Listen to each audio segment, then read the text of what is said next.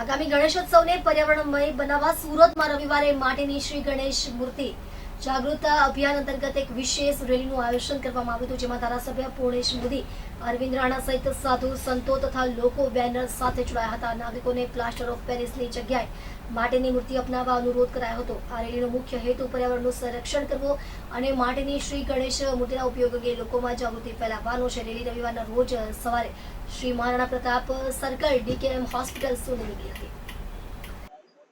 ગત મહિને વિશ્વ નેતા અને હિન્દુસ્તાનના યશસ્વી પ્રધાનમંત્રી શ્રી નરેન્દ્રભાઈ મોદી સાહેબ દ્વારા મન કી બાતમાં માટીની મૂર્તિની સ્થાપનાની અપીલ કરાઈ હતી, જેને પગલે આ ઝુંબેશને વેગ આપવા માટે સુરત મહાનગરમાં ગણેશ ઉત્સવ સમિતિ સુરત મહાનગરે એક ભગીરથ પ્રયત્ન હાથ ધર્યો છે. ગણેશ ઉત્સવ નજીકના દિવસોમાં આવી રહ્યો છે, ત્યારે તમામ ગણેશ ભક્તો, ગણેશ આયોજકો નાની મૂર્તિ, માટીની મૂર્તિ મૂકે એના માટે આજે એક જનજાગરણ અભિયાન કરવામાં આવ્યું છે. અને મોદી સાહેબની જે કલ્પના છે, મોદી સાહેબનું જે સૂચન છે, એને ચરિતાર્થ કરવા માટે સુરત શહેર ગણેશ ઉત્સવ સમિતિના બધા જ સભ્યો, બધા જ કાર્યકર્તાઓ અને સાધુ સંતો દ્વારા, સૌ આગેવાનો દ્વારા આ વિશાળ રેલી કાઢવામાં આવી છે. એનો મુખ્ય ધ્યેય એટલો જ છે કે લોકોમાં એક મેસેજ જાય, એક અપીલ જાય, નાની મૂર્તિ, માટીની મૂર્તિ અને પવિત્ર વાતાવરણ જાળવીએ. ધન્યવાદ.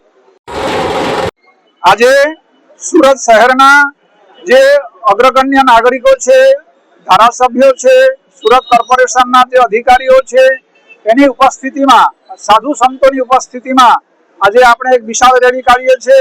એ રેલી કાઢવાની હેતુ એ છે કે સૌથી વધારે માટીની મૂર્તિ પ્રતિષ્ઠા થાય અને નાની મૂર્તિ પ્રતિષ્ઠા થાય.